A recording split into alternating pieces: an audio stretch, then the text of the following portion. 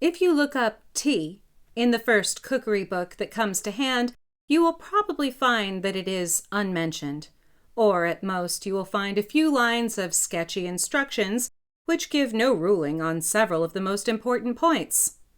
This is curious, not only because tea is one of the mainstays of civilization in this country, as well as in Era, Australia, and New Zealand, but because the best manner of making it is the subject of violent disputes. When I look through my own recipe for the perfect cup of tea, I find no fewer than 11 outstanding points. On perhaps 2 of them there would be pretty general agreement, but at least 4 others are acutely controversial. Here are my own 11 rules, every one of which I regard as golden. First of all, one should use Indian or Ceylonese tea.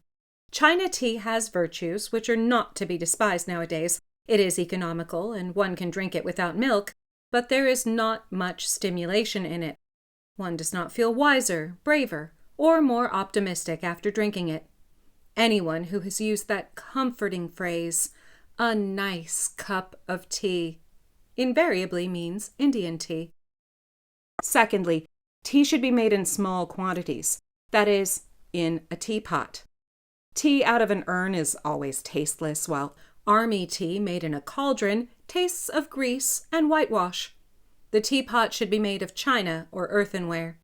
Silver or Britannia-ware teapots produce inferior tea, and enamel pots are worse, though curiously enough, a pewter teapot, a rarity nowadays, is not so bad. Thirdly, the pot should be warmed beforehand. This is better done by placing it on the hob than by the usual method of swilling it out with hot water. Fourthly, the tea should be strong. For a pot holding a quart, if you are going to fill it nearly to the brim, 6 heaped teaspoons would be about right. In a time of rationing, this is not an idea that can be realized on every day of the week, but I maintain that 1 strong cup of tea is better than 20 weak ones. All true tea lovers not only like their tea strong, but like it a little stronger with each year that passes, a fact which is recognized in the extra ration issued to old age pensioners. Fifthly, the tea should be put straight into the pot. No strainers, muslin bags, or other devices to imprison the tea. In some countries, teapots are fitted with little dangling baskets under the spout to catch the stray leaves, which are supposed to be harmful. Actually, one can swallow tea leaves in considerable quantities without ill effect, and if the tea is not loose in the pot, it never infuses properly. Sixthly, one should take the teapot to the kettle and not the other way about. The water should be actually boiling at the moment of impact, which means that one should keep it on the flame while one pours. Some people add that one should only use water that has been freshly brought to the boil, but I have never noticed that it makes any difference. Seventhly, after making the tea, one should stir it, or better, give the pot a good shake, afterwards allowing the leaves to settle. Eighthly, one should drink out of a good breakfast cup. That is, the cylindrical type of cup, not the flat, shallow type.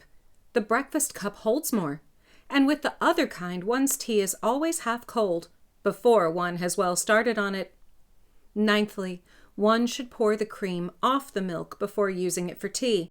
Milk that is too creamy always gives tea a sickly taste. Tenthly, one should pour tea into the cup first. This is one of the most controversial points of all. Indeed, in every family in Britain, there are probably 2 schools of thought on the subject. The milk first school can bring forward some fairly strong arguments, but I maintain that my own argument is unanswerable. This is that by putting the tea in first and stirring as one pours, one can exactly regulate the amount of milk, whereas one is liable to put in too much milk if one does it the other way round. Lastly, tea, unless one is drinking it in the Russian style, should be drunk without sugar. I know very well that I am in a minority here, but still, how can you call yourself a true tea lover if you destroy the flavor of your tea by putting sugar in it?